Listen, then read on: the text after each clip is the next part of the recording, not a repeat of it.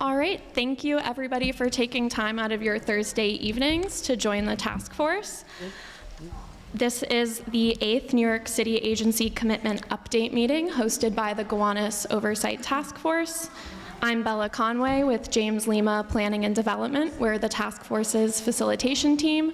I'm joined by my colleagues Ben and Kweku, who will be in the aisles with note cards and microphones. Thank you also to the administration, faculty, and students at PS 133 for sharing their space with us tonight. And I also want to say thank you to RealWorks for providing the AV services. RealWorks is a nonprofit on President Street here in Gowanus, providing career pathways for youth in the media industry. Oops. All right, so some quick logistics. The meeting is being recorded. The recording and a Spanish translation of the transcript will be posted to the task force website shortly after the meeting. We'll notify the listserv via email once those have been posted. The task force website is gowanustaskforce.net. And if you haven't already picked it up or scanned the QR code, there's a meeting packet at the lobby of the school with some background information on the focus area and the 56 commitments. And that information is also on the task force website in much more detail. The task force has structured these quarterly public updates to focus on public engagement and deeper discussions with agency partners about city commitments and issues of community concern. Tonight, the task force chose to focus on the commitment to support local residents in preparing for and applying for new affordable housing, and to hear updates on the Affordable Artist Studio Lottery in the neighborhood. To keep us moving, we've allowed specific times for updates with committees and discussions with the public. There'll be roughly 40 minutes of discussion across the two topic areas. When discussions turn to the audience, we'll alternate between questions from audience members live and note cards that you're welcome to fill out during the presentations. We have 2 mobile microphones. If Kweku and Ben could please raise their hands, they will be walking through the audience. Some important guidance, as this is a working task force meeting, questions relating to the specific topic and city commitment being presented tonight will be prioritized. And please ask one question at a time, and we'll do our best to answer. All questions and answers, whether asked out loud, submitted online, or in a note card, will be posted on the task force website in the coming weeks. So if you don't get to ask a question tonight, please write them down or send questions to info@gowanustaskforce.net in the next few days, and we'll repeat this information later on in the night as well. So for those of you who are new to the task force is made up of over 30 community volunteers. At the end of 2024, we put out a call for new members, and we're currently in the process of reviewing the applications, and we should be announcing the selected new members in mid-April, so please keep an eye out for that exciting news. After a decade of planning and advocacy around the Gowanus rezoning and 50 years of neighborhood advocacy before that, oversight of city commitments was won during that rezoning process as a major community priority. In fact, the task force is actually commitment number 1 of the 56 commitments from the city, and a full list is in your packet as well as on the task force website. This is a unique model of community oversight and engagement with community, city, and elected officials working together. And in Gowanus, we're working to solve many issues to advance the $450 million worth of commitments and investments promised to the community, including $200 million to address priority capital needs at Gowanus Houses and Wyckoff Gardens. Together, the 56 commitments hold the potential to positively impact the quality of life for decades to come. They're multifaceted, often requiring major agency coordination, and are on different timelines implemented across several years. The task force works to track all 56 city commitments. Agency updates are available on our website, and we'll send a notification when the most recent updates are posted. Before we dive into the meeting, I want to provide some status updates on points of agreement that have had progress made or changes in timeline. So regarding the community center at Gowanus Houses, NYCHA and DDC are currently working towards opening the space. On March 24th, they filed an ICO application, which is currently under review at the Department of Buildings. FDNY letter of acceptance was filed on March 3rd, and they're seeking expedited approval by flagging this as a high priority. The topographical stamp application was resubmitted on March 26th for review with the Borough President's Office, so hopefully we will have some more positive updates on the community center soon. In regards to Old Stone House, due to the retirement of a senior architect at the Historic House Trust, which is Old Stone House's design partner, the rehabilitation start and building closure is delayed. Design won't start until at least spring 2026, and perhaps not till August 2026, which will be after the 250th anniversary of the Battle of Brooklyn. This delay will allow Old Stone House to do additional fundraising and likely participate in the battle's anniversary commemoration. We'll also provide further updates on Old Stone House as they're available. The Pacific Branch Library is currently in the pre-design phase, which is an exciting update. The architectural team has program information from the branch and the adult learning staff and is working on concepts for BPL's review. Schematic design will start in May 2025. The design completion will be in the summer of 2026. Construction is anticipated to happen between winter 2026 and 2028, with an estimated reopening in spring 2029. And then we have an exciting update about the task force itself. In December 2024, the task force launched the steering committee. The steering committee is comprised of one member from each committee, and the intention is for the steering committee to streamline decision-making across all of the committees and overlapping points of agreement, as well as improving coordination and partnership with city agencies. The steering committee will be on stage later tonight and will be able to introduce themselves to you all. So before I get started, I'd like to give the floor to Councilmember Hanif and John Blasco, the Chief of Staff for Congressman Dan Goldman, to speak on an issue of concern within the community, the DOJ cuts and their potential impact on the points of agreement. If we could have a roaming microphone, thank you. Can everybody hear me? Great. Hi, everyone. Good evening. I'm Councilmember Hanif. I'm really excited about tonight's meeting in particular and can't wait to hear from Johnny and team. Thank you, Isabella, Kweku, and the entire jail PD team for your facilitation, and of course to our incredible task force members.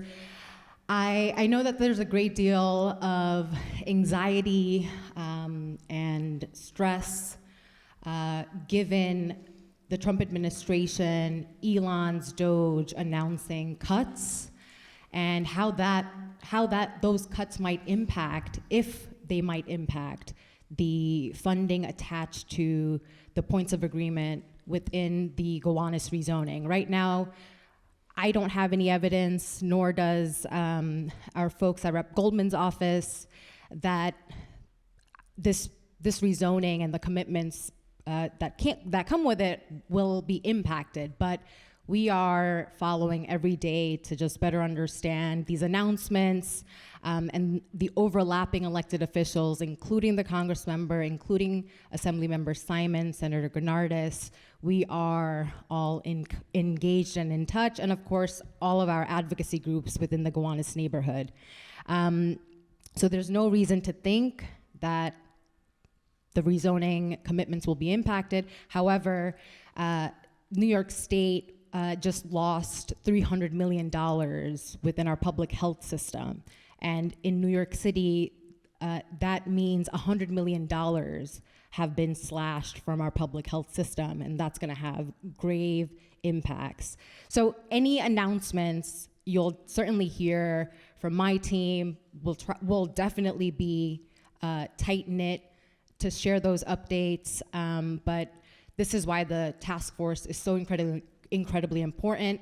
The task force, or the creation of the task force, is the first commitment within the points of agreement, and my office spearheaded kicking it off the ground. And so there's oversight from my team and of course our co-electeds. This was created to promote transparency, accountability, and ensure that the points of agreement are getting implemented, enforced, or completed. So, and you've already witnessed with the summary, we are trying to be as transparent to the Gowanus community as possible. I'll pass it now to John.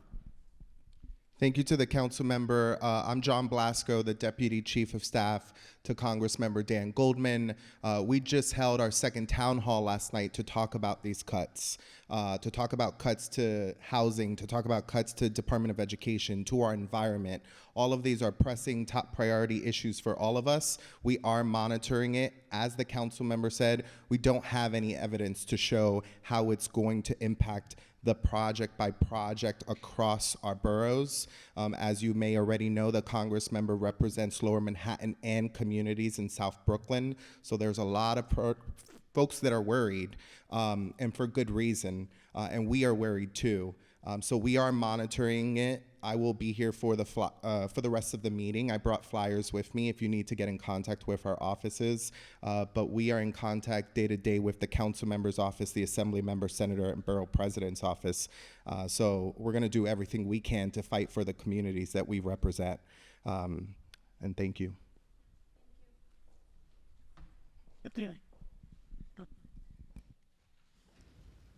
All right, thank you very much for joining us tonight. So let's get started. Tonight we're joined by HPD, who will provide an overview on the affordable housing lottery process. And before I hand it over to HPD, I'm going to give the floor to the Housing Committee to frame this topic.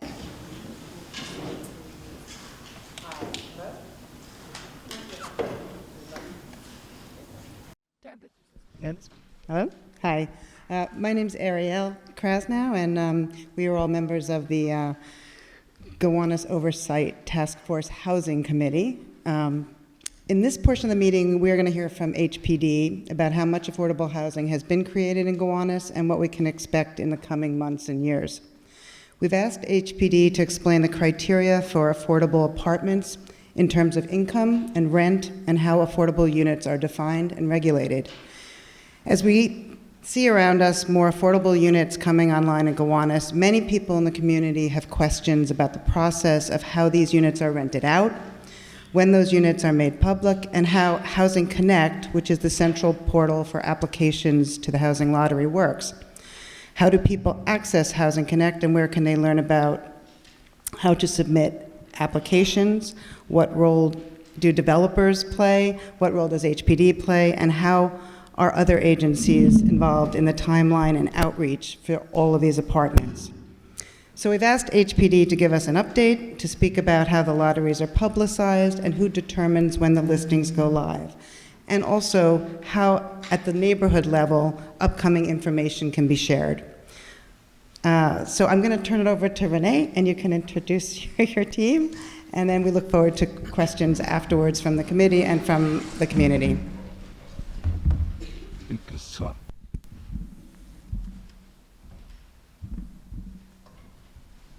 Hello.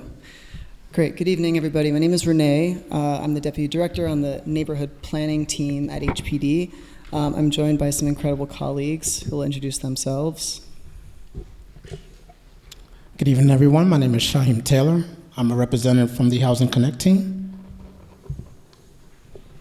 Hi, good evening. I'm Hala Sala, Deputy Director for Brooklyn Planning at HPD. Okay, so very excited to be back at the task force. It's been 15 months. Who's counting?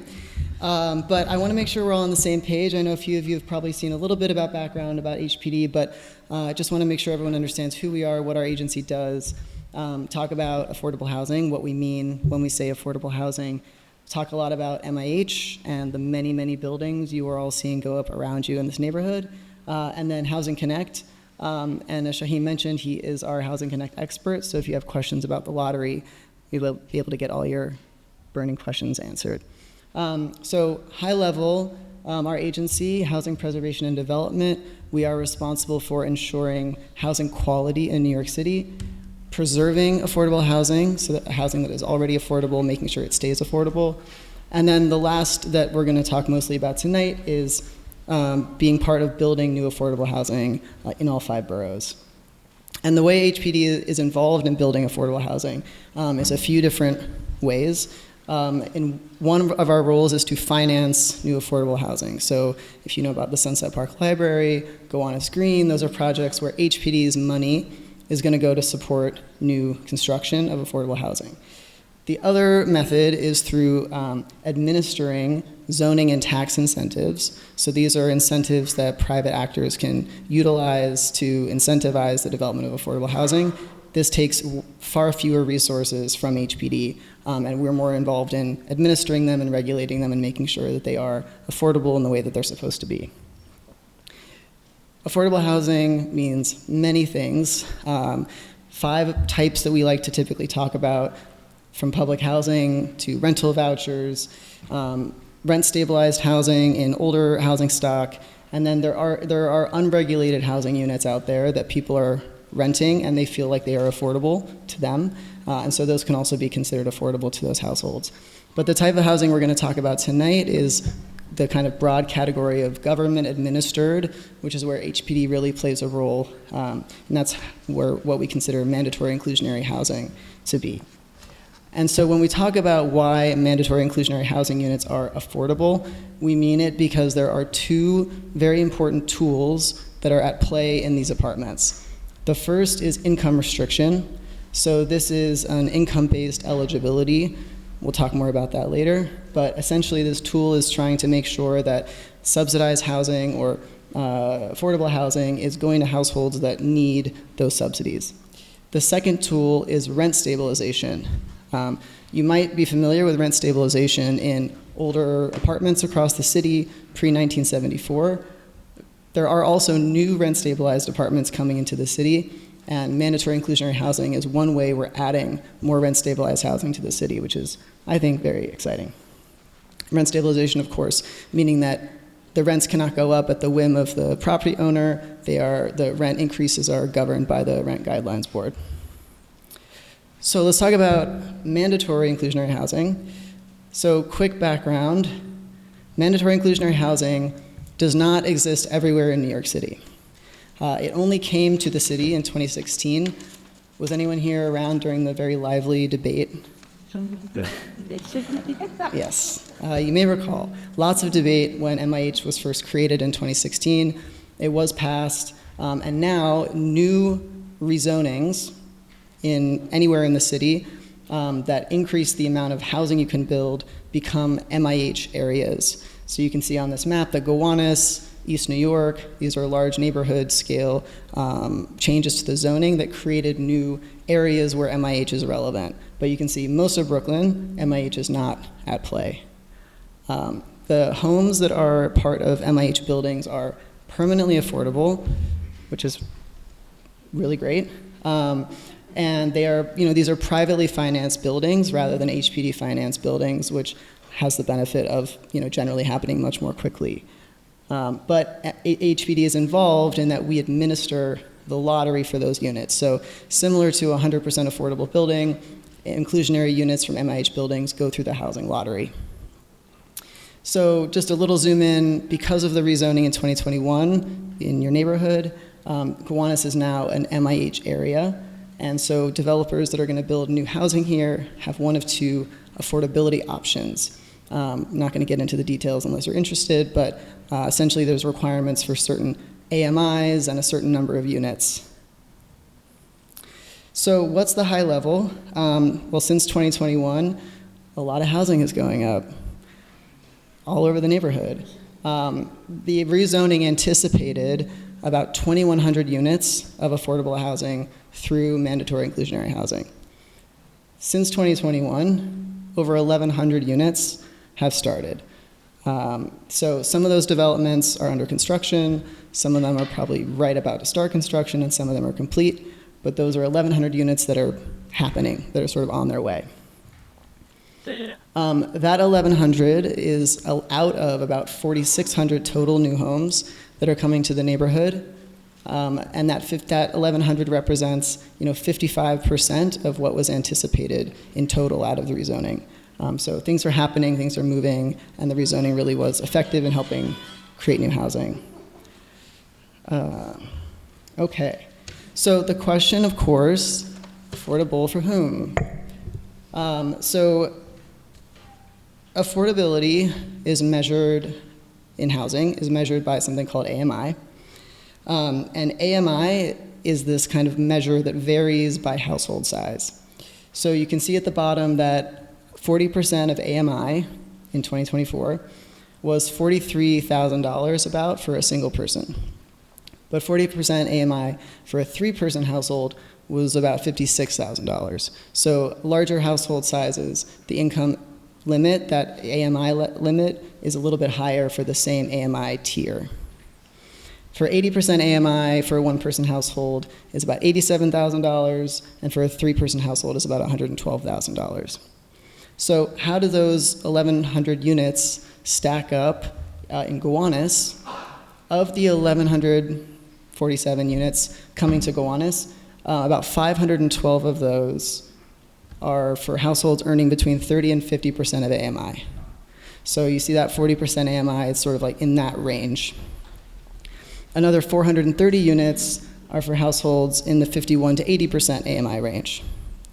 So that's 945 of the 1,100 units that are coming are for households earning under 80% of AMI, or below $112,000 for a family of 3. There's a very small number at kind of the higher income limits as well. So to kind of show you the receipts of these projects that are happening, there are 6, this is a lot of numbers, but if you're interested in addresses and unit counts and things like that, which I was told people might be, there are 6 housing lotteries that have already been completed. And there are 2, actually 3 as of today, there's one more. Wow, you're on it. There are 3 live lotteries in Gowanus right now, and that represents about 350 to 400 units that are kind of active in the lottery or completed. And you can see the AMI breakdowns if you're interested. This presentation will, of course, be shared if you're interested.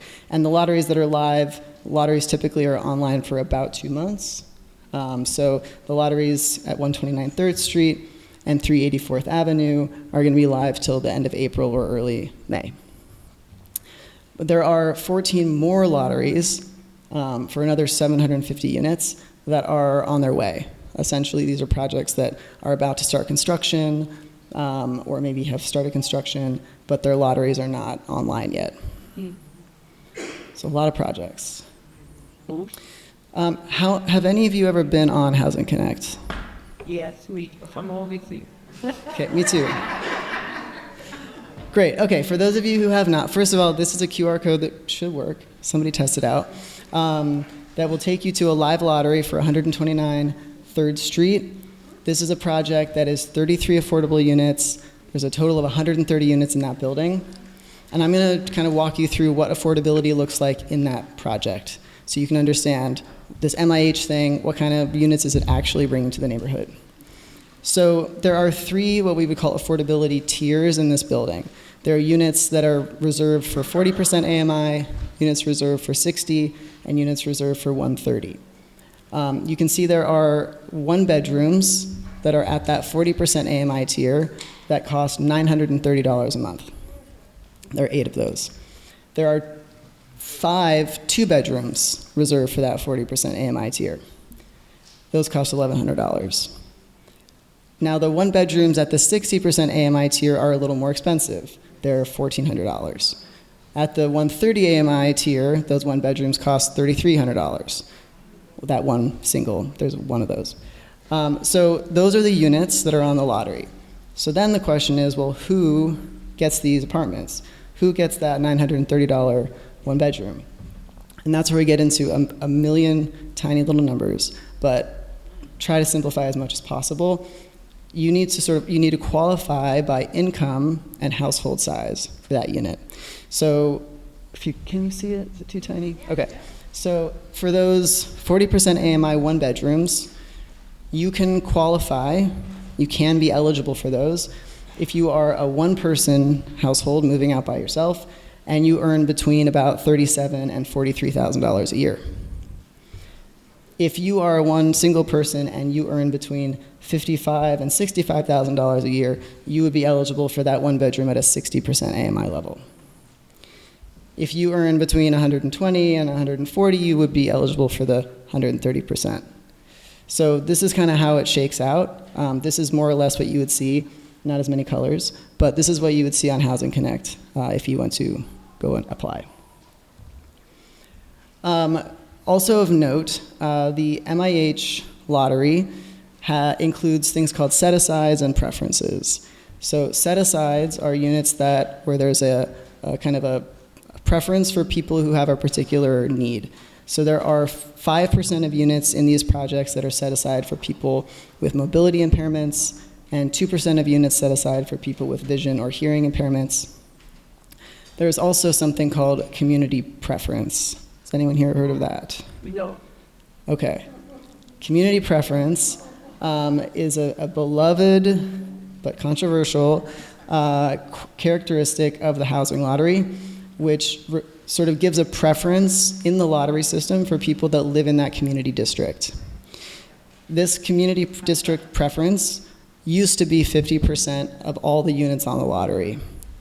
So 50% of the units, if you lived in the community district, your number was bumped to the top of the lottery. That may not be actually how it works, but that's what happens in my head. If you do. I'm sorry?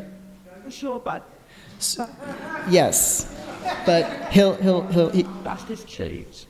no, yeah, that the community district preference has been very successful. All the units that are reserved for the community districts end up getting sort of given away, or the people from that community district end up in those units.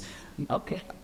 But a note is that this community district preference was a source of a lawsuit against New York City. New York City defended this practice, but we were forced to settle. And so while it used to be 50% of units, now the community district preference is only 20% of units. So if you look at that lottery right now, it will say 20%. So that means 20% of those lottery units, if you live in the community district, you have a better chance of getting those units. Still doesn't mean it's 100%. Probably a lot of people in this community district applying, but you have a better chance. And unfortunately, starting, I believe in 2029, but there may be some disagreement, that number is actually going to drop to 15. Again, this was the result of a lawsuit against the city. There's one more preference, 5% of units for people who are New York City employees. So if you are interested, after this riveting presentation, please apply. Housing Connect at nyc.gov. You can apply for rentals. There are also units that are for sale. There are not as many of those, but there are affordable homeownership opportunities through the lottery. Also, through the online portal, you can create your application once, and you can submit to lots of lotteries. It's available in lots of languages, and importantly, if you use a rental voucher, you should indicate that on your application. You will be eligible for units that your rental voucher will cover the rent for. You don't have to worry about the income eligibility. So that's a huge bonus. Also want to just note that if you've never made an application before and you want to, there are many opportunities to get trained on how to use Housing Connect and create an application. These are a few that are coming up. Fifth Avenue Committee is offering virtual trainings every month. One I think is tonight. I didn't include that one on the slide because you are here. And then there's also something called the New York City Public Schools and the Parent University that are collaborating on others. And then Shaheem also can talk about other opportunities to get trained or learn more about it in person. Okay, that's it for me. Any questions? I think we're going to hold off on questions for just several moments, but mind. thank you very much, Renee and HPD. Good. Thank you. You can stay here for now. We're also joined with us tonight by a representative from Domain Companies, a developer with buildings in the neighborhood who can speak to how they filled units through the affordable housing lottery process. So if you wouldn't mind passing them in.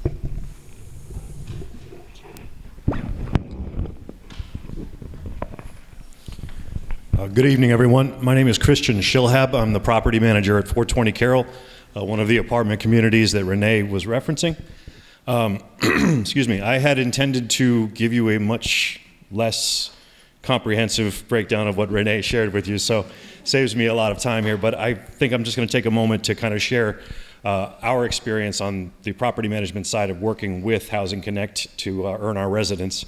I can say that they are very, very committed to their role to assisting these applicants in earning homes with us. And so we work in tandem with them. We are communicating all day, every day to assist in earning the residency. They go through a rigorous process, application, vetting, certification, and then upon renewal, they would certify again. I can say that it has been a very exciting experience because they move very, very quickly. It gives us an opportunity to meet these residents as they come in, and I can assure you they're all very excited about their homes, which makes us excited to offer them the homes. So again, I had intended on giving a small breakdown on how that works, but Renee, I think you nailed it, so I'll yield back. All right, as a reminder, Kwaku and Ben will be walking through the aisles with microphones and note cards. Before we accept questions from the public, I want the Housing Committee to kick off the Q&A with several questions. Hello? Hello? 10. What? Okay. Oh, there it is. Okay. I have a question for Shaheen. If you could, we talked a little bit about whether how the affordable units are distributed within the buildings. Are there any requirements or restrictions on where the affordable units are, and how are they, and the ability to access all the amenities and everything else that goes on within the buildings? Yes.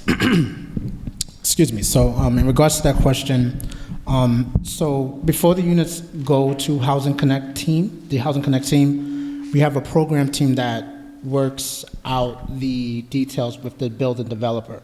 And basically the building developer will go to that program team, the HPD program team, and there will be a regulatory agreement made as far as how many units are in the building, how many units they are allocating towards affordable housing.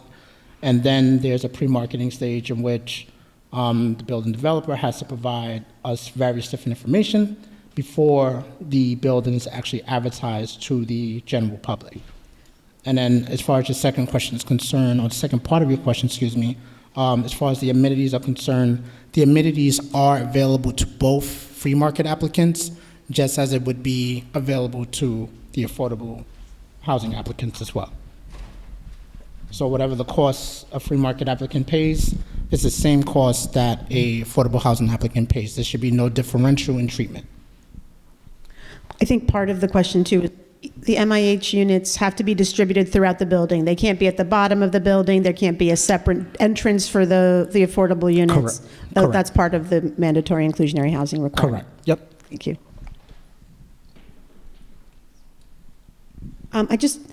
I just want to, because you started the presentation with concerns about DOJ, and I just want to maybe underscore something that Renee said, that these units are being provided without taxpayer direct subsidy, right? So, and that's critically important. They didn't have to, apply for low-income housing tax credits or, city capital dollars, and that's why they are being provided as quickly as they are. The 100% affordable units that were approved as part of Gowanus Green, as part of the Gowanus area-wide rezoning, including at Gowanus Green, we're a little further behind for various reasons. And so this is a benefit. Like the fact that these are being provided part and parcel of a development that's happening it's a mixed income development, market rate and affordable together. So it doesn't have the same risks, if you will, that 100% affordable may have. That wasn't a question, sorry. Well, thank you for the information. We can turn it over to the public now. Any note cards or live questions?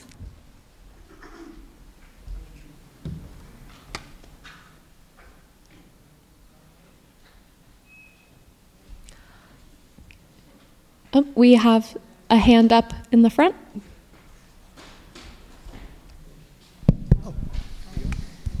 Hello, everyone. My name is Lisa Perez, and I have a question specifically about the Gowanus and Wyckoff areas, well, the projects. There's a lot of people that live in that in those buildings that wouldn't even qualify for the MIH. Their incomes are much lower, and all people working, hardworking people that either now are elderly or not working and live off of Social Security. So I was just curious, the median, the MIH, does that include the outside area of Gowanus? Makes a lot more money than the people that live in Gowanus and Wyckoff. So I was wondering if there's anything available to those people that just can't afford even the lowest of the income, but that have lived in that neighborhood for years and call it their home. And my mom specifically doesn't want to leave. And she worked 3 jobs to support me, but she can't move out. So I was just wondering if there's anything available for those people that live there for many years and can't even afford the lowest. Yeah, absolutely appreciate that, you know, the 40% AMI, $40,000 a year is still a decent amount of money and not available to everybody. I would say there are a variety of potential tools. I mean, it really depends on your mom's particular situation. One tool really for the lowest income New Yorkers is rental vouchers. I would say that's typically the best tool in terms of providing rental assistance to people with the lowest incomes. There is also a 30% AMI tier. I didn't show it in this. It's not as common in MIH, but it exists in MIH and also in other 100% affordable buildings, and that may or may not be relevant. She may or may not be eligible for those. But those are typically the ways for the lowest income to be served by the various housing programs. Other than public housing, which I say, if that's what she's got, I think that's sort of another stable housing option. Yeah. Hello. And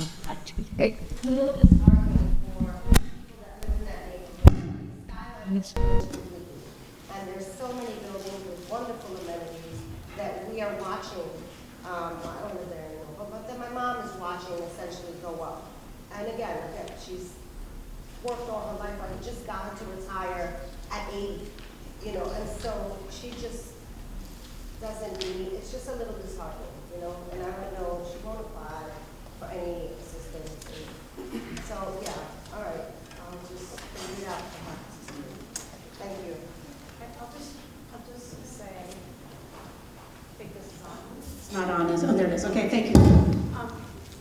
So there's another 1,000 units of 100% affordable housing that are not part of the mandatory inclusionary housing program directly. That will be coming online as part of the rezoning. And there are many units as part of those projects, including the Gowanus Green project that the Valley can use a part of, that will be affordable to another, including a senior project that will be project-based Section 8, and people can have an income of 0 and qualify for it.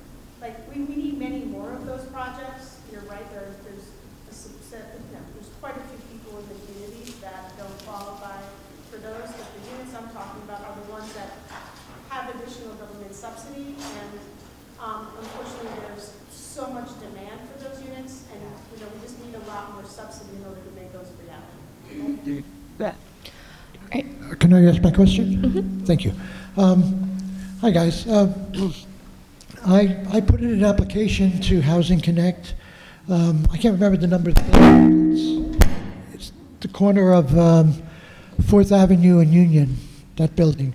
And I see people moving in there, and when I go to the portal online, it says under review. And it's been under review for the better part of 3 months now. Do you have any idea what that means, or what I might expect in terms of timing? And I have a number, by the way. It's 3,000 something. I don't know if that has any significance. No, it definitely does. So the number that you're referring to is a log number, Okay. which is essentially the best way to describe what that means is your place in line for that building, for a unit within that development. Think of it as, or the analogy that I love to use is the DMV. When you go to the DMV, you go to a ticket window, and they provide you a ticket, and you can't go up to a window unless they call your ticket number, right? I understand what a deli So number in is. regards to the status that you're referring to, the under review, so this basically Yeah. means that they reached out to you to submit your documents, correct? Yeah. So you submitted your documents, and every development has an assigned marketing agent. And in order to contact that marketing agent, so if you were to visit that application, there's a contact tab. I already had 3 emails with her.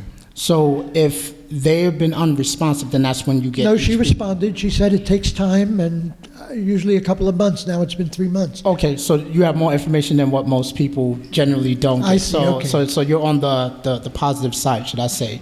But it's still undecided. That's my question. Correct. So we can't necessarily answer what is holding up the process because, again, we don't manage the tenant selection process. Mm-hmm. But what we can do is, on your behalf, is follow up with that marketing agent to find out, okay, how many applicants are in process for a unit, and when do you anticipate possibly contacting this individual? Gotcha. The second part of my question is about my earnings. I'm an artist. Some years I have a good year, and then other years I'm not so, not making much money. So I didn't have an idea of what you showed on the screen there when I filled out the form, and I tended to go to the higher end of what I make sometimes in some years. Can I change my income? Yes, so you can always change your information. I can. Especially whenever there's an event that occurs in your income. Mm-hmm.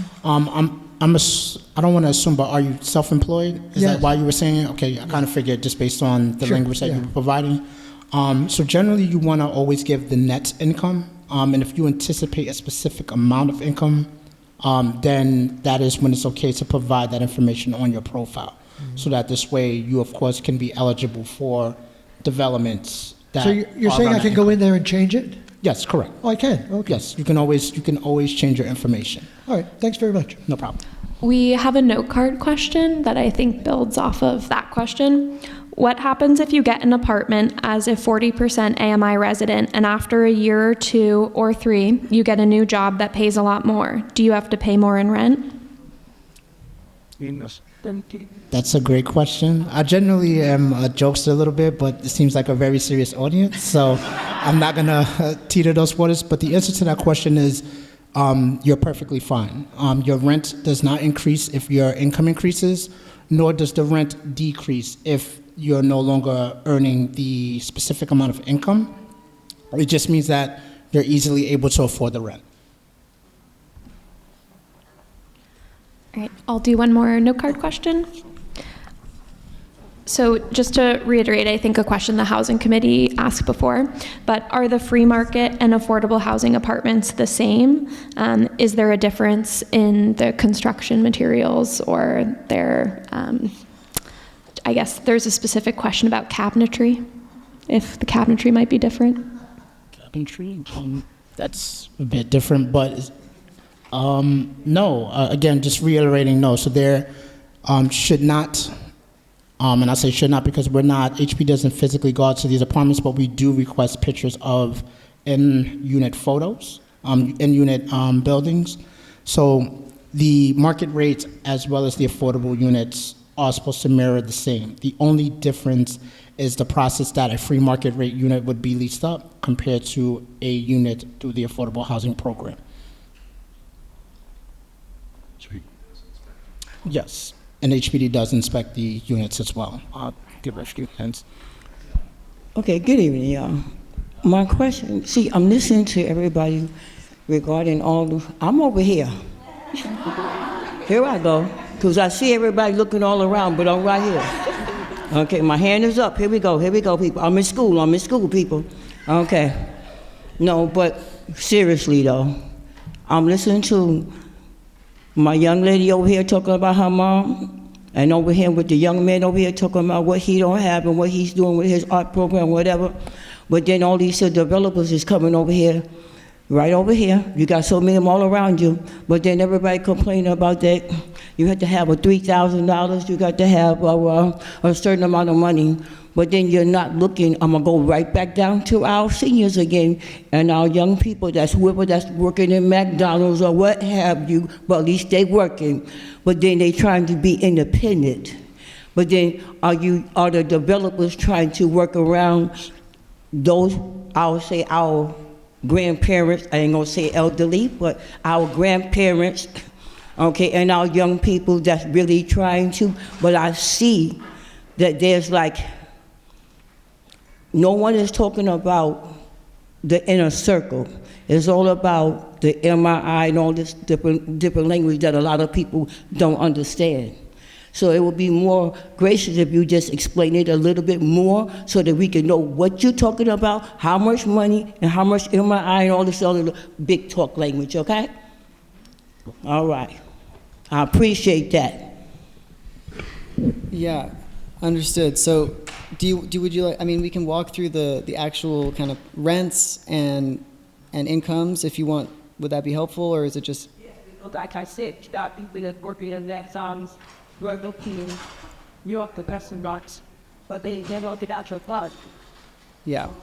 You go out and you bid on what there when you walk there, you walk in those studios, but they can't do that. You end up. Yeah. We all to go on and get every swag. It's like doing that and grandpa. You did all that who's a while to live. So that's what I was asking. I got playing them on Twitter, something the other day, so that the majority of the poor people can afford to live a little bit decent. Great, buddy. I'm just asking a question. That was a great. No, it's a great question. I mean, I would, similar to what we were hearing earlier, we're talking about a very specific program here, MIH units with affordability set, sort of, in the, at these levels. Based on this like zoning rule around 40% and 60% and the maximum. There are other programs, other housing, subsidized housing programs that have lower AMIs, some programs where there's reserved, for people coming from shelters. So there are a lot of efforts to try to build as much deeply affordable housing as possible. We're just talking about one program that really doesn't use any public subsidy, very limited, no HPD financing, and it does have limitations, absolutely, I hear you, for who it's serving. Yeah. Please. Yeah, I just want to add to that as well. So in regards to your question, again, that was a very great question. When it comes to specific affordable housing, as it pertains to Housing Connect, so applicants, there's many different developments that have different income ranges. And what users are not, I guess, aware is that when you go to the open lotteries page, there's a tool that's called Refine Search that allows that applicant to input their family size and the income that they make. So if you were to go on Housing Connect currently right now, you'll see 36 lotteries, but not all 36 of those lotteries will be applicable to that specific household. So with this tool, it allows them to input, maybe their income is only $20,000. It's just a one person working in McDonald's, just using the example that you provided. They make $20,000 a year from McDonald's and they're by themselves.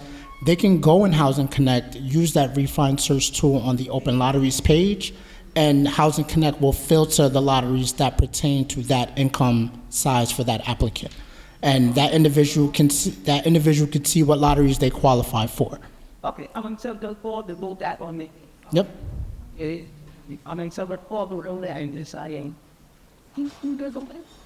Do you want me? Yeah. You may tell that.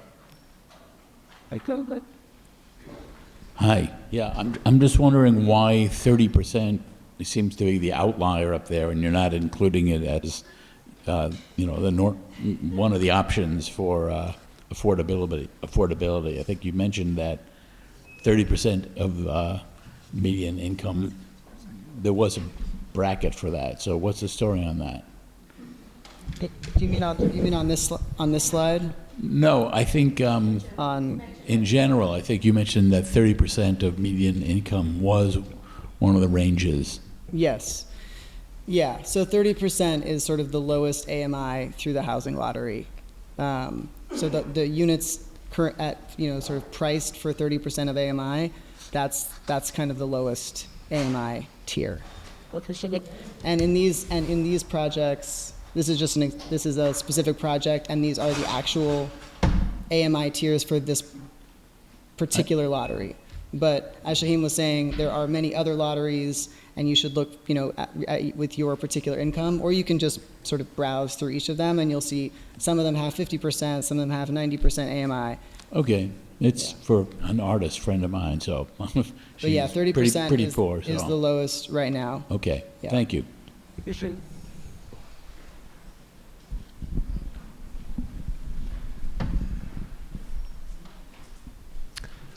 Good evening. My name is Owen Foote. I'm just, from what I understand, what you said earlier is that the building amenities, if you're earning $400,000 or $40,000, you're paying the same price. It's really not a question for somebody on the panel, but I think that that's wrong. And I'm hoping our elected officials would amend the law to provide affordable amenities to the people who have affordable apartments in the building, and the others would be paying market rate. So it's really not the folks at the panel, but I think there's some representatives in the room that, and I hope people vote in November based on their response to my concern. Thank you. I do have a note card question I'll read now. This is a bit more of probability, but what are the chances approximately of winning an apartment in a lottery? Which I know there won't be an exact number, but perhaps you could speak to the amount of applicants and the units available. I'll lick my ear. I can only speak to 420 Carroll.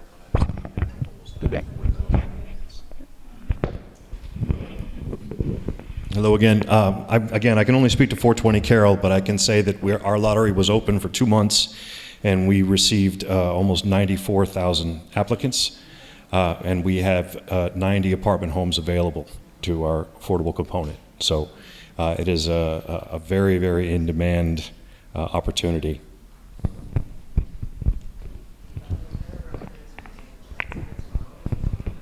Yes. Think about that.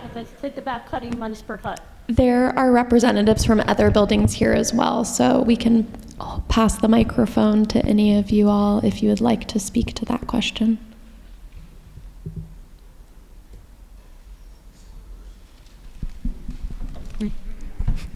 How you doing? I just thought of a question when the sister right here was speaking. Is there any data that shows what the number of homes is total, as opposed to what the number of homes is that are available for people to just go and file a lease if they just have the money, as opposed to people who have to fund into a lottery system? Like, is there data that shows how many homes there is total, how many homes people have that can just go buy, if they want a mortgage? What's the total of homes of people in a city, in a state that have to go into a lottery? Like, do they have places I can go to find the data for all of these things? Yeah, just to make sure, are you talking citywide or for citywide? Citywide, I do not have those numbers right now. And when that was vacant. If you're talking about like the amount of apartments that are vacant citywide, it's 1%. It's a very low percentage of vacant units on the market. Oh, Princess. I think we have a committee question.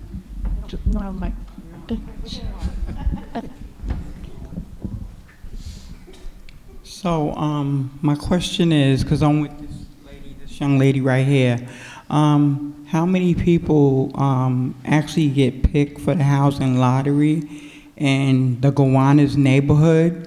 Because, we're listening to you speak and we're hearing what you're saying, and we're sitting up here and it sounds like we can't afford to live there.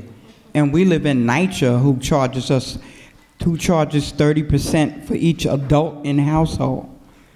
So I just want to know, how many people get picked out of our neighborhood, our area. We've been living here for years. So can you answer me that? How many people? Because usually when these buildings go up, they fill up so fast. And you say, how did these people get in this building? Like, they just built the building, and next thing you know, all these people are living here. So can you explain that to me? I appreciate it.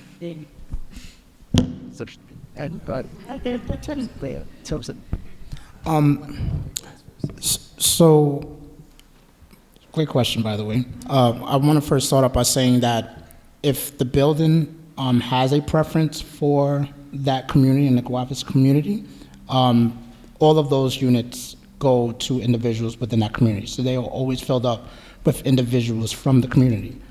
As far as the remaining units are concerned, we don't have the data, or I don't have the data right now to confirm how many of those remaining units go to people within the community, but the city mandates a specific percentage where that must be allocated for those folks. As far as the remaining units, that is left to be determined by the system that provides the log number for an applicant. So you can have an applicant that lives, let's say, in the Bronx and gets a low log number from somebody that lives in the community. As long as that development has reached its unit allocation, then those remaining units go out to the individuals with lower log numbers and so forth.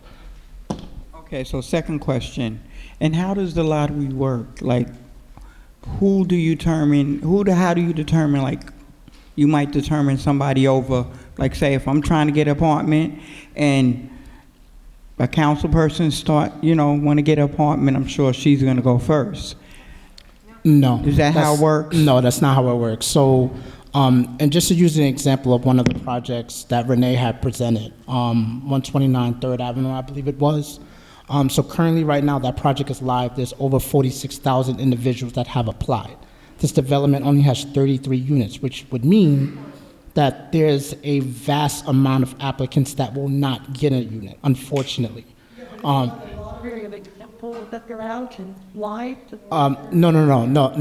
You might be referring to before I even started working for HPD, which has only been 6 years, but they used to do the pick the name out of the hat. That's not how the process works. So once, I'm getting there, I got you. So once applicants apply online and once applicants apply by mail, there's a deadline date. There's a date that is then set to do what is called a data entry process. So that's the process in which mailing applicants are being entered as well, so that they also can receive a log number. Now, what happens is that once that process is conducted, we generate, when I say we, HPD, will generate a log for that said lottery, and the log essentially is the list of every single applicant that has applied to that development. So it doesn't matter if an applicant applies on the first day, doesn't matter if you apply on the last day. The log number is to give every applicant a fair and equal opportunity for a unit. The log numbers are randomized. So it doesn't matter if, well, let me not phrase it that way, but a lot of people like to use the term priority. And the unfortunate reality is that everybody has a type of priority. So the system is not going to decide, well, if this household has 5 children or this household has a senior individual, it's not based on that. Correct, it is random. Correct. It's random, and it's based on income and household side, based on preferences and set-asides. If the development has that specific category, yes. Right. All right, we have time for one more question from the audience. Hi, my question is about the lawsuits you mentioned earlier. You said that as a result of the lawsuits, the community board residents are having less of a preference to apartments to the lotteries. Why is that the outcome of the lawsuits? I feel like I'm not a lawyer, and I'm not 100% sure, but I can say that one of the contentions, one of the concerns of the people that brought this suit against the city is that by having a community board preference, you're making it harder for people who also really want and need affordable housing, but don't live in a community district that is building affordable housing. So if you live in Gowanus right now, you have a little bit of a preference. There's still 33,000 or 50,000 applications for 33 units. Chance is still hard, but you have a slightly higher chance. If you live in a neighborhood where they're not building housing, you have no preference. And so that's been the contention.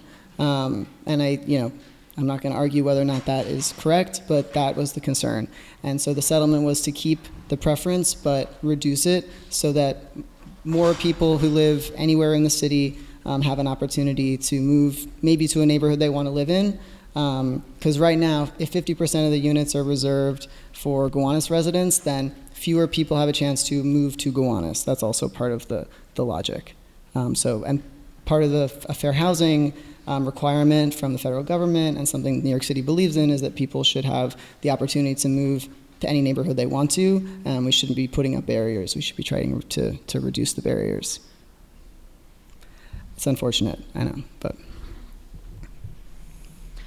Well, thank you for the lively discussion, everybody. If we could give a big round of applause to our presenters and the Housing Committee. Thank you.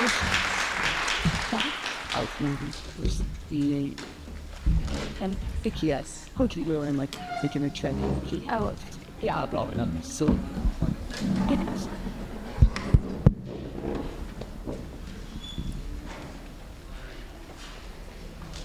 when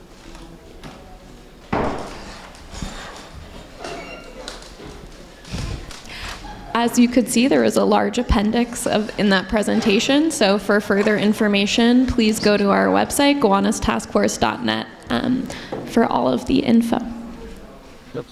Great.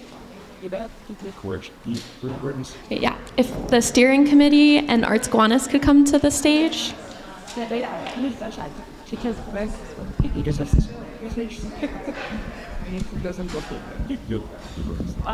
on.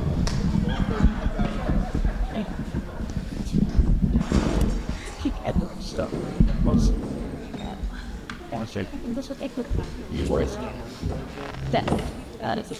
And then if you just make this as directly use, or is that good? Should. If you use it, you have to have something. Okay, so and I'll just have the three. More than one mic. Okay. Okay. Front center. Yeah. Because you know I'm at to get that. Side center. You know, buddy.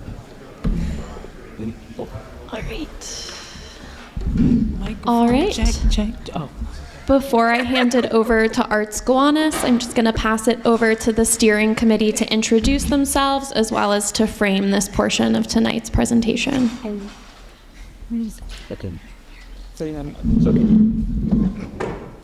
Hi, I'm Stephen Schechter. I'm the chair of the Public Infrastructure Subcommittee and a member of the steering committee, and I've lived in Gowanus, well, it was Carroll Gardens when I moved in, but now it's Gowanus for 30 years.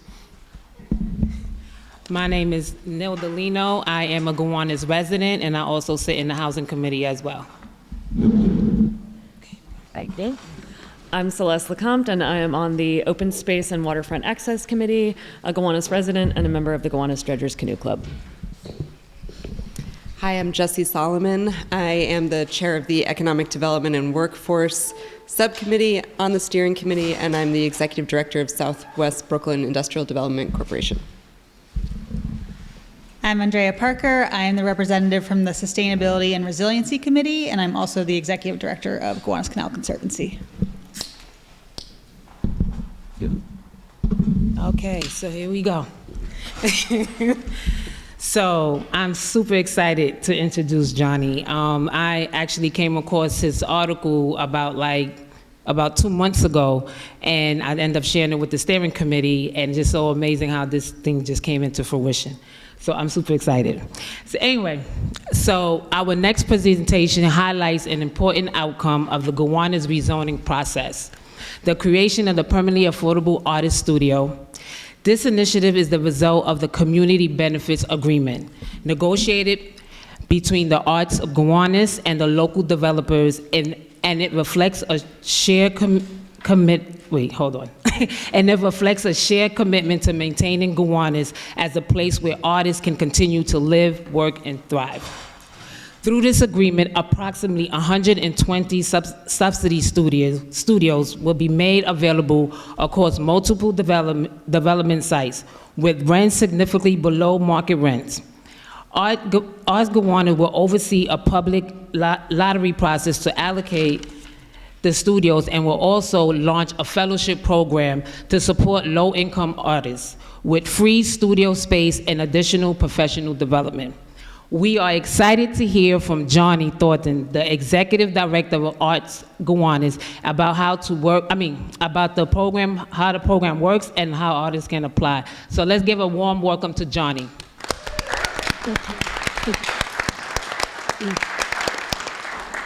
Hi. Hello, everyone. Hot mic. I wanted to have everyone else on the panel introduce themselves. We're joined by others. I'm Emily Chiavelli. I'm the Program Director at Arts Gowanus.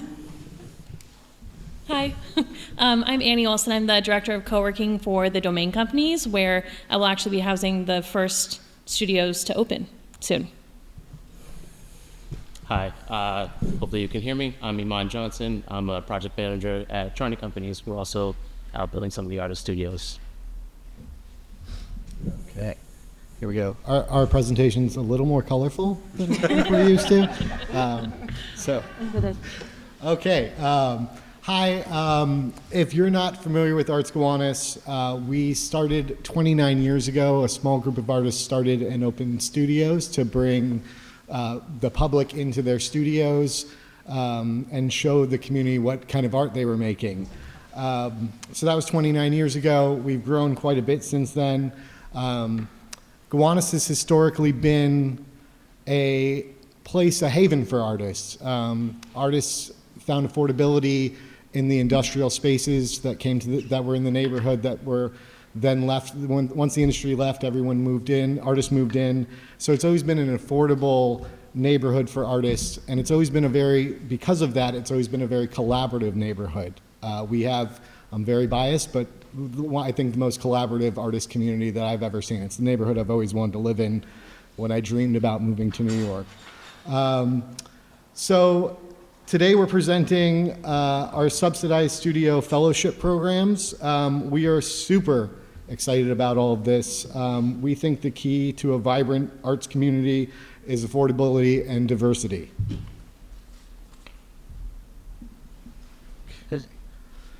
So just to give everyone a little background on how this all came about, as the rezoning approached, we focused our eyes on advocating to keep artists in the neighborhood and to keep them affordable.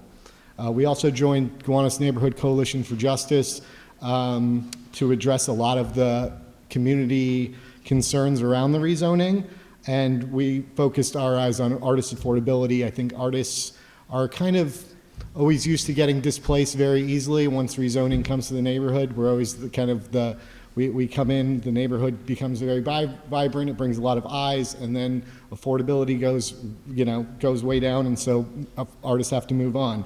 We wanted to stop that from happening. So with the help of then Councilmember Lander and his amazing team, Julia Ehrman, we approached property owners and negotiated this community benefits agreement for permanently affordable artist spaces, artist workspaces, and a community center for Arts Gowanus. The rents are going to be well below market rate. The rent is going to be $1.66 per square foot per month. This can only increase by 2% per year, so it would take a long time to get to the market rates today.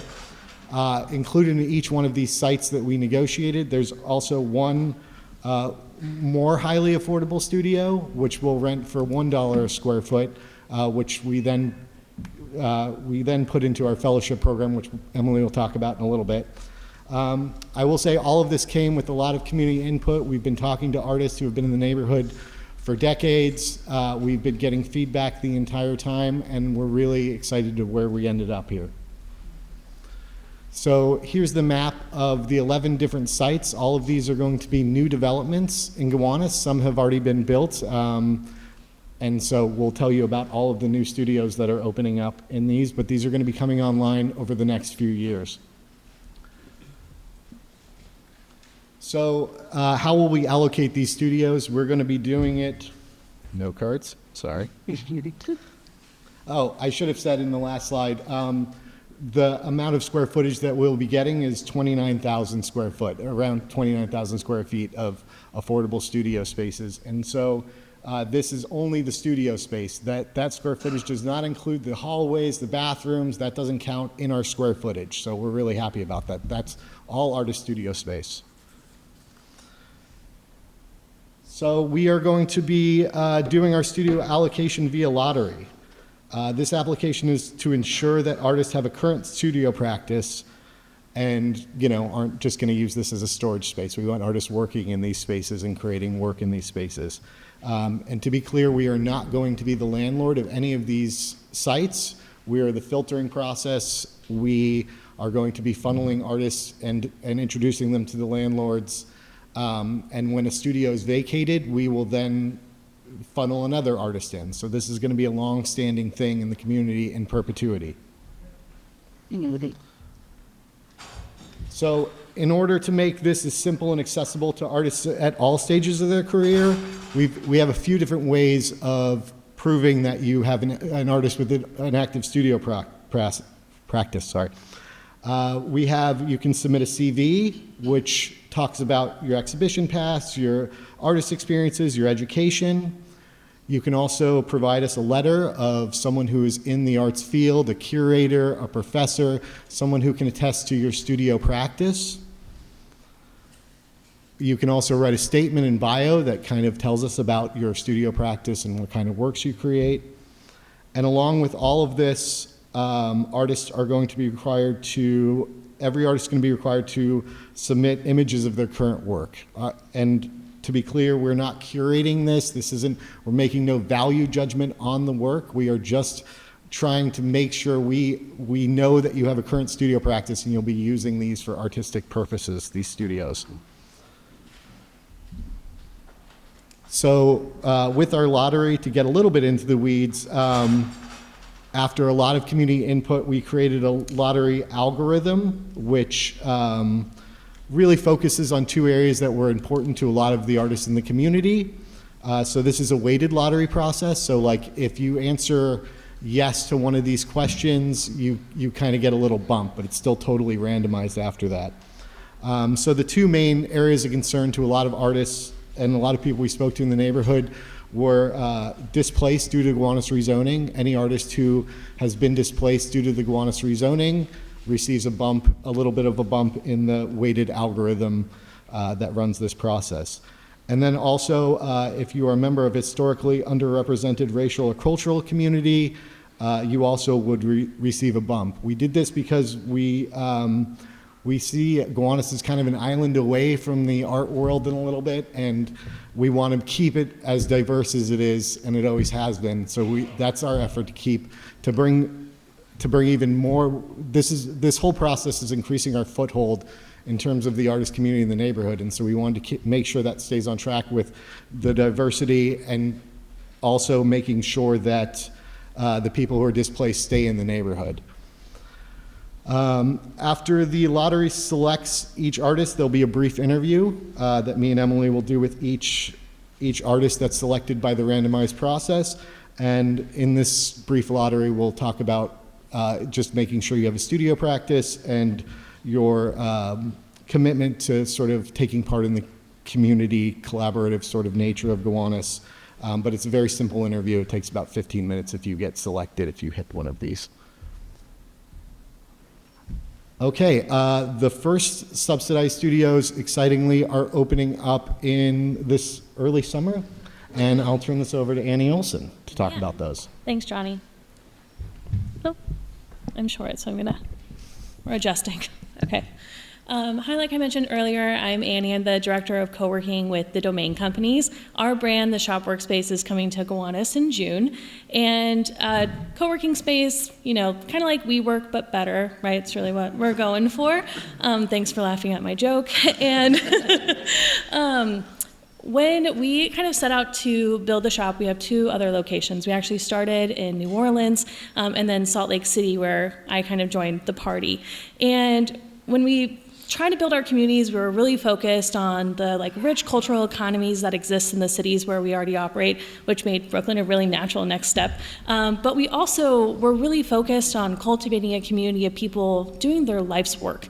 And, who better to add to that than people who are actively creating and artists that represent Gowanus and the neighborhood that we're coming to, right? So by creating these place-based spaces and really emphasizing that kind of community building, we were able to add these Arts Gowanus studio spaces to our shop. So the CBA, or Community Benefits Agreement, kind of requires that the studios merely exist. We're really excited to have the opportunity to kick that up a notch by incorporating them into the larger co-working space. So you can see on the right, can you just went back? Oh, sorry. No, don't be sorry, you're fine. So on the right, this is a sneak peek. It's the first time this rendering's been public, so it's very exciting.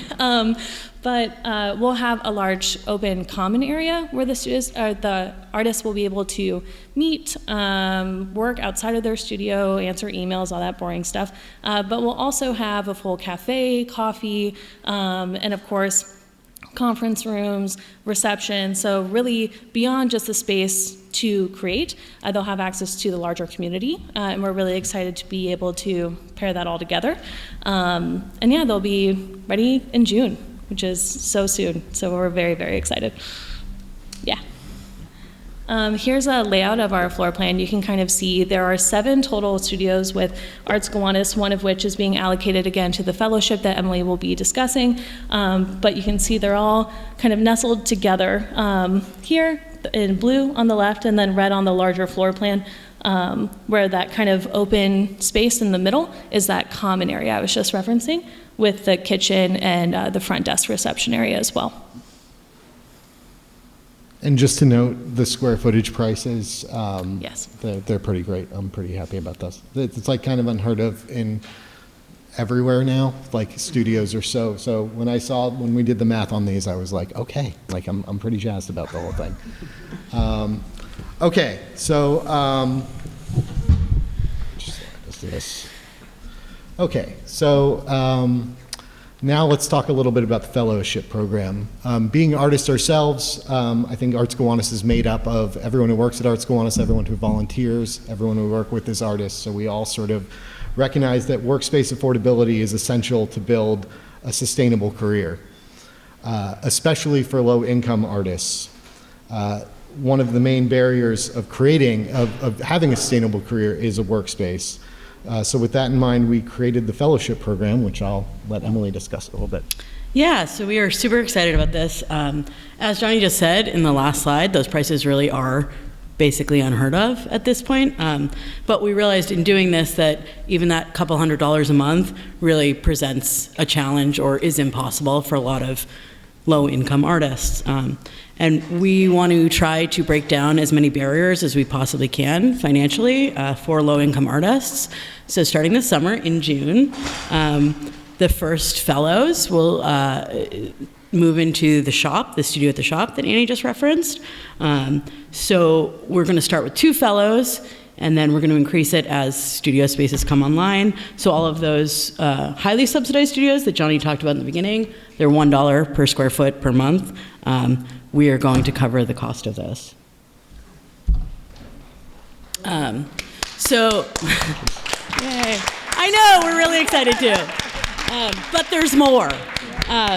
So in addition to covering the cost of rent, we really want to do anything we can to sort of foster the careers of our fellows. And that's going to look a little different for every fellow.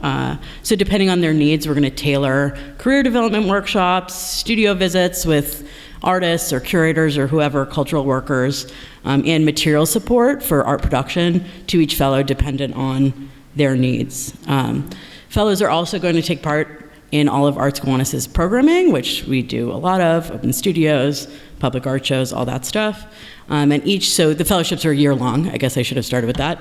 And each fellowship is going to culminate in an exhibition, and we're really excited to announce right here for the first time, we recently partnered with the other art fair. Affordable Art Fair. So sorry, so many art fairs. The Affordable Art Fair, and they're going to be an exhibition space for every fellow. They're going to provide us with an exhibition space. So that is really exciting. So who is eligible for the fellowship? Brooklyn-based low-income artists is what we're looking for. And I think we heard a little bit about AMI in the last presentation. So for our fellowship, there's going to be no minimum amount of money you can make. There's only a maximum amount. So anyone who's making, a Brooklyn-based artist who's making less than 50% AMI is eligible for this program. So anyone who meets that financial requirement is eligible to apply. But we really want to prioritize artists who are currently in our community already. So specifically those living in Gowanus houses, Wyckoff Gardens, Warren houses, and Red Hook houses. That's who we're really trying to prioritize with this program.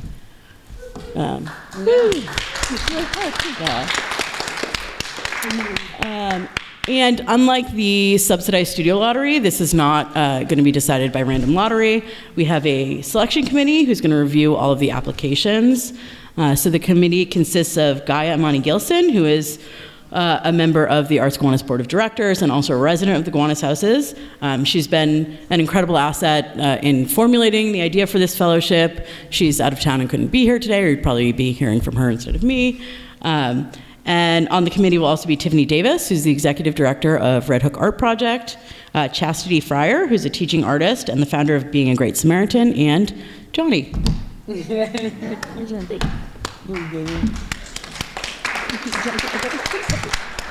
This is so dope. So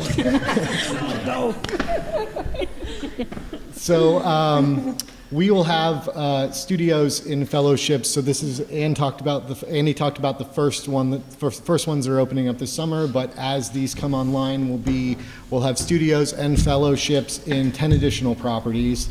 As I said before, we don't have the plans. A lot of these are in development, so we don't get the plans until they kind of design everything. But we're assuming it's around 120, but depending on studio size, it could be between 100 and 140. But the square footage won't decrease. So if we have less studios, that just means we fit a little more space. You know, there was a weird layout or something like that. But I think it'll be around 120 total. Next, I want to turn it over to Iman Johnson, who is works for Tavros Charney, who they've been big supporters of ours and are supplying studio space as well to talk about one of the future projects. This is just an example of one of many projects that we'll have going on with different property owners. So, Iman, come here. Take it. Let's go a little closer. I mean, so this is our project. We're currently in construction now. We should be able to deliver these studios in the first half of 2026. And as Johnny mentioned, we've been working with Arts Gowanus on a number of initiatives around the neighborhood. We were able to work with him and add art to our construction fences. We're working, we're commissioning sculptures that will be along the waterfront. This is something that I'm really excited about personally.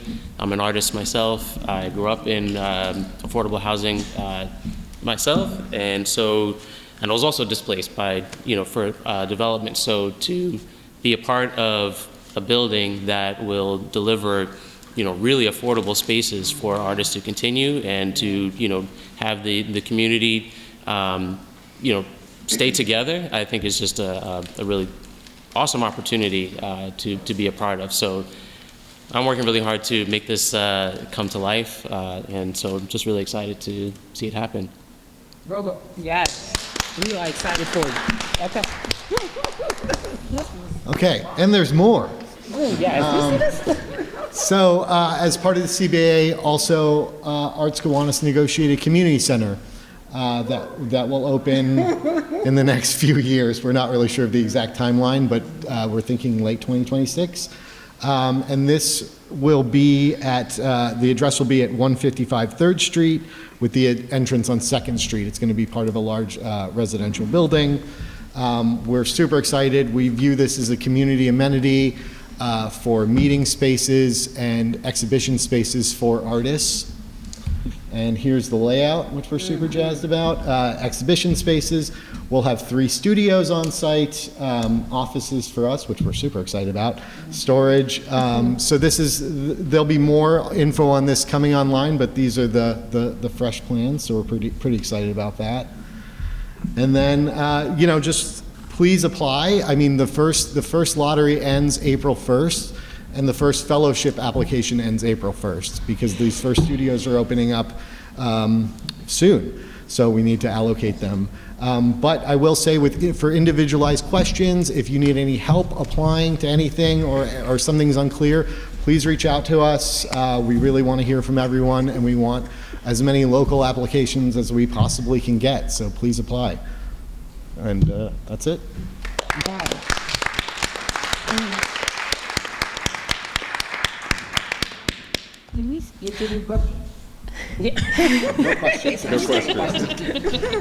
Well, thank you for all of that exciting news. I think it's great to see positive momentum in the neighborhood. Are there any questions in the committee? If not, we can go to the public. Now you see why I'm so excited. This is amazing. All right, we'll take note card questions and questions from the public.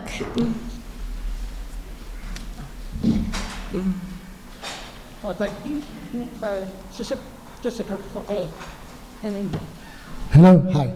Just quick, how's the light? Yeah. How's the light? The light? In the spaces, in the studios. That's going to change depending on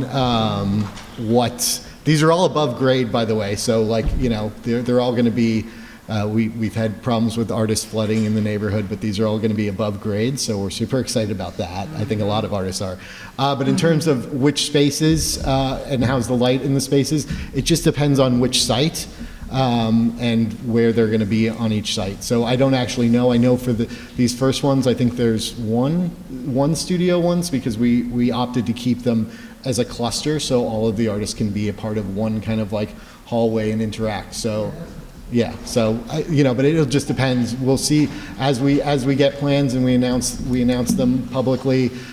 With each one of these that's going to open up the lottery, we'll provide plans. It'll all be on our website, so you'll be able to see. Sure. Thank you.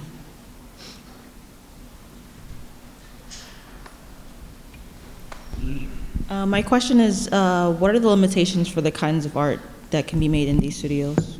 They're all on our website. There's open to most things except for things with gases or any fire. There's no kilns available. But I will say, Brooklyn Clay, is that the name of it, Annie? Hey, Clay.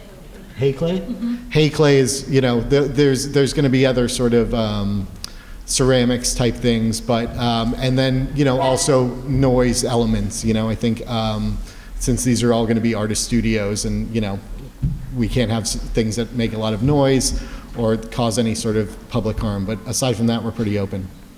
It's all on our website, though. We have a whole list on our website. All right, I have a note card question. Will there be ventilation and windows due to toxic materials? Will there also be elevators for large, heavy work? Will there be slop sinks? There will be slop sinks. Here, can I see that? I'll go by one by one. So everyone has to have an HVAC system, so there'll be air and heat, and all that's included in the rent. By the way, I forgot to mention this before, but all Wi-Fi, all utilities, and everything like that is included in that rent that you pay. So everything has ventilations. We're not going to allow toxic materials. We're not going to allow those. And then, there will be access to a slop sink in every building, bathrooms, and a small communal space in most of the spaces. In all the plans that I've seen, there's been communal space. Though they're not required, I don't think they're required, but I think they'll all have a common space, kitchenette sort of thing. Did y'all not hear that is included in the rent in Gowanus? Y'all gotta clap your hands for that one, because that is, wow, I am. Yeah, we're pretty jazzed about all this. Was there any thoughts about spaces for musical artists? So that presented some challenges.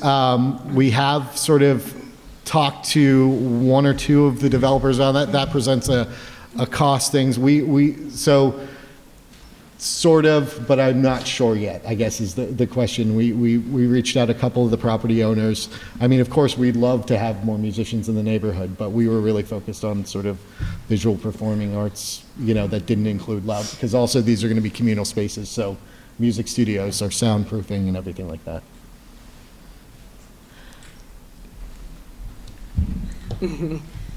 I'm not sure if you can answer this, but maybe somebody in the room can. Is this community benefits, does that above and beyond the required Gowanus mix that was zoned into the buildings, or is that part of that? This is part of that. This is 11%. We negotiated 11% of the allowable, so whatever they could designate as part of each site, which is 0.3 FAR, we got 11% of the allowable of Gowanus mixed space. And then about what percent of developers signed on for this? Would you say? If they chose for that, I think all did, because it's bonus space, it's bonus space, so I think all did, and then we get 11% of that. Well, yeah, yes. I wasn't sure if Yeah. Quickly, the woman in yellow. Yes. Hi, can you say more about the hay, clay, or studio limitations? I'm just wondering, as a sculpturist and a sculptural artist, what can be done in those spaces without using kilns? Or if there is some type of collaboration with some of the pottery studios in the neighborhood, because there are several. Yeah, I can speak to that, at least in the context of 420 Carroll. So we recently announced that Hay Clay will be joining us as one of our retail tenants, and they will have a kiln available on site. And we've already been in communication about cross-collaboration where they get to drink our coffee and our artists get to use their kilns. So that's being considered, and any other opportunity we have for cross-collaboration across the arts that are valid by the list as determined on the Arts Gowanus website, we definitely want to take advantage of to the best of our ability.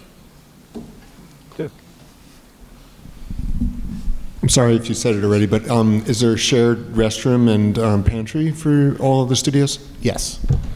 Thank you.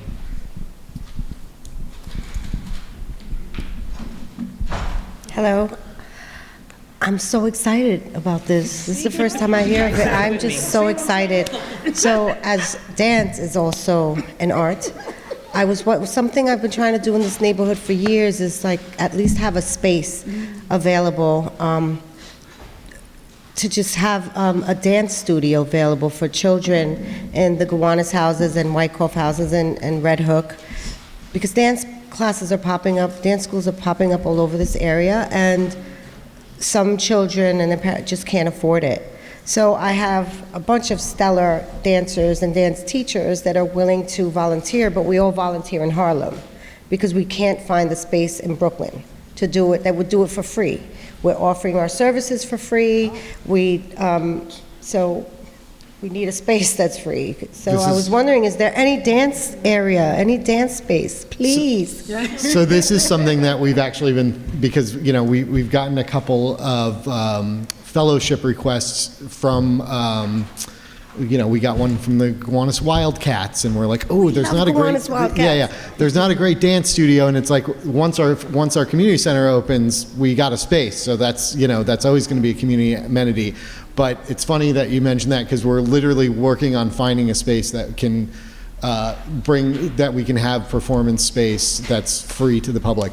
We're working on it. I don't know. It's something that crossed my desk about a week and a half ago, and I've reached out to a couple of people. It's something that we're working on. But if please follow us, because if we do find a space, there'll be an announcement. Absolutely, and I do think generally the studio spaces, because they're for working artists, painters, or whatever, they aren't even necessarily big enough to host dance classes. The majority of them. But our community center will be. Absolutely. Okay.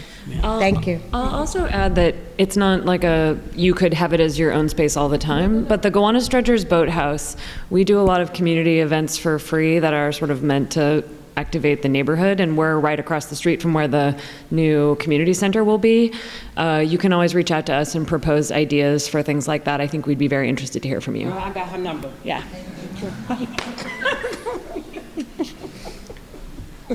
We've had the Wildcats in. Yeah. So this is very exciting. So I heard Gowanus and Wyckoff. Are we talking about public housing? Got to specify that, Johnny. Okay, so it sounds good. So you can go into a little detail about that, Sure. Yeah, I mean, so because this is, so the application is like very brief for the fellowship program, but it just asks a couple questions about if you live in affordable housing and if you live in affordable housing in Gowanus. And then we ask that you write a short, I think, 100-word or so statement about your artistic practice and what the fellowship how it would benefit you. And because this isn't a lottery, because people are looking at these applications and reviewing them, they are going to take note of those things and really prioritize artists living in the public housing, both in Gowanus and in the Red Hook houses. So that is definitely always going to be our goal, is to prioritize low-income artists who are already part of our community anytime we're looking for new fellows. So please tell everyone to apply. Yes, we're really, April 1st. Yeah. April 1st. Yeah. Tuesday. But we've been promoting constantly. I mean, we've been flyering all of the NYCHA campuses for the last few months, so I'm hoping that we have a lot of, and we have some good applicants so far, but we'd love more. Please bring them on.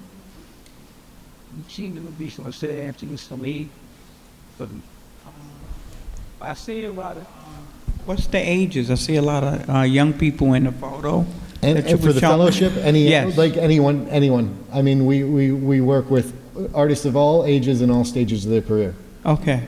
So it's not just like for young people. I think a lot of our mentorships that we've been doing over the past few years have been specializing in, we work with a lot of high school students, but the fellowship's a little bit different. It's for artists of any age and any kind of craft or any sort of art practice that they do. Okay, thank you. Do we have any other questions from the audience before I read a note card question?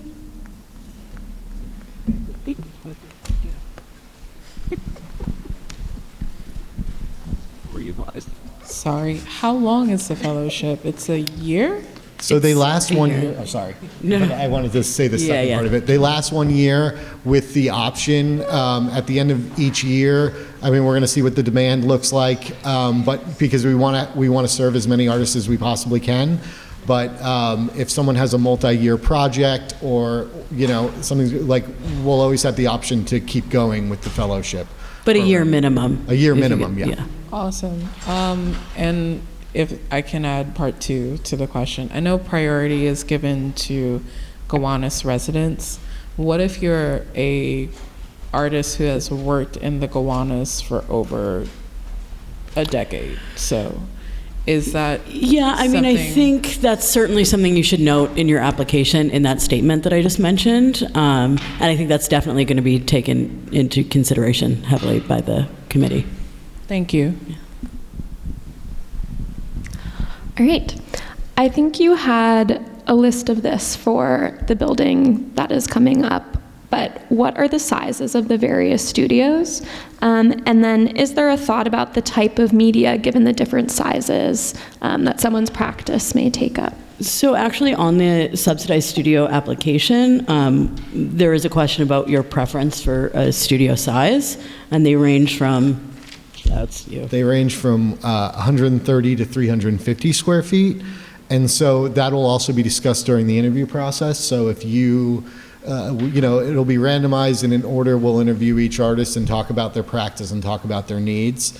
But you do note in your application, oh, I want one of the larger studios or one of the smaller studios. So I think we're going to try to meet artists where they are. It's like if my practice can't take place in 300 square feet, or 150 square feet, I need like 300 square feet. We would take that into consideration if you get picked by the lottery. All right, any final questions? All right, well, thank you very much to Arts Gowanus, Charney, and Domain, and the steering committee. And before everybody heads home, I just have some quick next steps.